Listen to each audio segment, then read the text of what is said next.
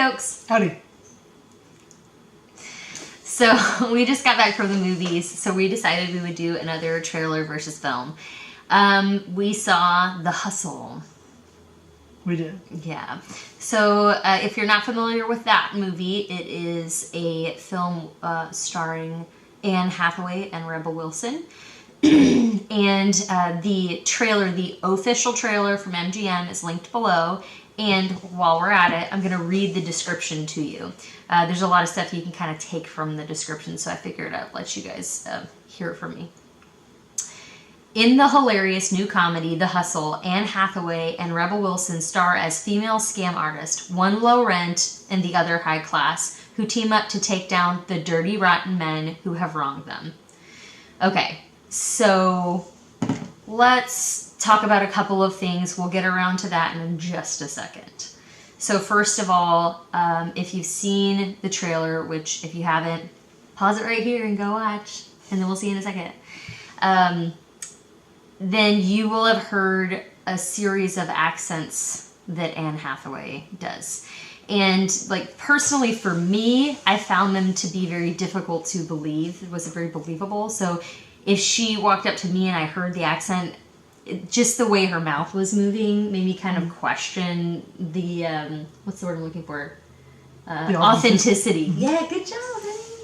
The authenticity of her accent, even just the basic British accent she was doing, maybe that's me being too hard on her, but I just felt like her mouth was moving in such a way that it seemed like she was just trying. So that was one thing. And then a lot of comments of Rebel Wilson's character. Is Rebel Wilson just playing Rebel Wilson in every single movie that Rebel Wilson is in? It kind of seems like it. It is! It's like totally that. And she does a great job at what she does. I'm not going to dispute that. She does do a great job at what she does, which is she does a lot of slapstick. She does a lot of kind of like off the cuff or borderline vulgarity type things. And that's kind of her shtick. So yes, expect that. So when you see that in the trailer, that's what you get in the film. And, you know, in other films she's done, she does kind of have a little bit of a softer side a little bit. And you see that a little bit here too. Sure. Having said that, let's move on to next topic, music. What did you think of the music from the movie? Actually, I remember very little.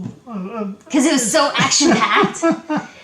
So, no, because it reminded me of another film, but we'll get to that later. Yeah. So basically, they have, was it like She's a Lady or whatever playing in the trailer, and that's pretty consistent with what they're doing here. And like I said, we'll get around to that, but it's kind of this empowerment, girl power type thing that's happening. Having said that, the trailer I thought was funny, which made me want to see the movie, and it was a little bit familiar. So what I will say is, if you're worried about are all the funny parts in the trailer, what do you think? Not all the funny parts, no. No, I would agree with that. Not all the funny parts are in the trailer. I do think that they got super creative with splicing in this.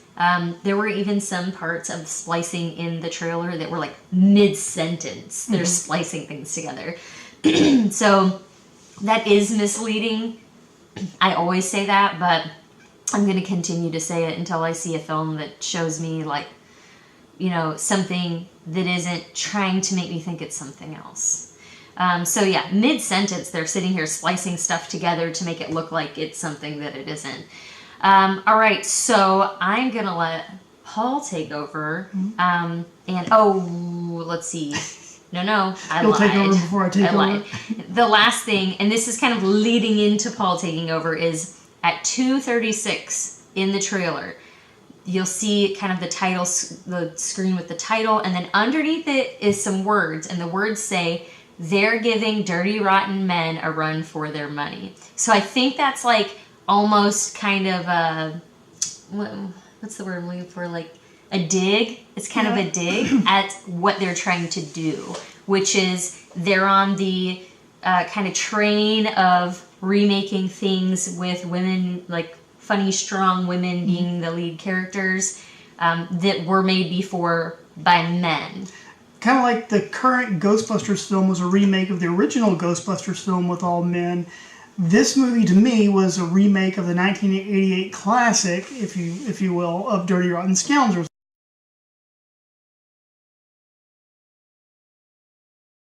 With Steve Martin and Michael Caine, right? Which I've always liked, and there are so many parallels in this movie. I couldn't quite get over that as the movie was going. It's like, that happened, that happened, that happened. Okay, this is a little bit different of a twist. There were some unique parts in it, but for me, it was hard for me to get over that, especially with those two greats in that movie. So, well, but honestly, right now, and like in that period of time, they were considered the popular, selections for movies. And sure. Nowadays, Anne Hathaway and Rebel Wilson, for those types of parts, are the popular selections for movies. That's true. So I would say that, hey, how do you know in 40 years they're not going to remake something that we loved now this with is true. other people, and we're going to say, who are these young kids? But those are the Steve Martin and Michael Caine of their time. Right, and they did put their own spin on things, and they added some unique components as well. So. Right, so where there were many parallels, I'm not going to say it's the same movie, because it's not the same movie. But if you watched Dirty Rotten Scoundrels and you liked it, and you want to see the girl version of it, and you want to keep an open mind about it, you probably think it's funny. Yeah, I mean, I still enjoyed myself. Right, so that's important to note. And then a little extra thing here, when the movie ended, I said, hey, let's see if there's some bloopers, because sometimes in movies like this, they'll kind of throw into the credits, they'll throw little clips of bloopers from the movie, and so I said, let's wait and see. And guess what, guys? There's a post-credit scene. Not bloopers. Not bloopers, but I mean, the whole movie's kind of bloopers though, right? So... Trashy dress strikes again. So I love that. I just think that's so funny. But it's in the trailer. It's in the trailer. Not a spoiler, I promise. But the post-credit scene. There is a post-credit scene. Not going to tell you what it is, but I thought it was great. So, just make sure you stay after if you care about that kind of thing. Yeah, and the credits aren't very long. No, the credits aren't long at all. So the funny thing is we just watch so many Marvel movies and superhero movies and things like that. And they have all the CGI animators, everything else. This movie clearly doesn't have all of that. Yeah. So. But where I was getting was we always stay for the credits, and like even when we went to see Endgame the first time, we stayed the whole time. So the guy from the theater actually had to come in and say, hey guys, there's no post-credit scene. Which is not a spoiler. But yeah, this one does have a post-credit scene, which I was surprised pleasantly that they had that. Mm-hmm. Yeah? I was too. So I would say that The Hustle, I enjoyed it. We'll say 3.75 stars out of 5 stars. I can only give it about 2.5 at most. Oh, man. So he said, I enjoyed it, but not enough for even a full 3 stars. No. So he didn't enjoy it. That's what he's really trying to tell you. No, I did enjoy it, but it's just, like I said, I love the original. Okay, well, I guess that's true. But so having said that, I will tell you, #unpopular opinion, guys. I actually like the new Ghostbusters as much as I like the original Ghostbusters. I like the female Egon character, whose name I can't remember. Yeah, I like her character the best. Well, what I'm saying is I thought they redid it very well, and so that's kind of one of what we're talking about, how they're redoing a lot of films that we grew up with that we loved, and I am able to look at it with an open mind and see that, there are a lot of similarities, but there are a lot of differences too. So, I liked this.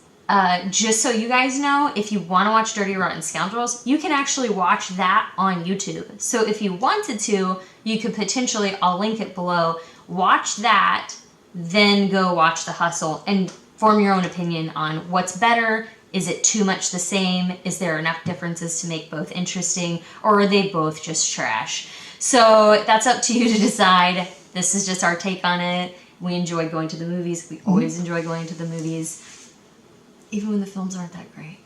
So I hope you guys have a great week, and we'll see you next time. Bye. Bye.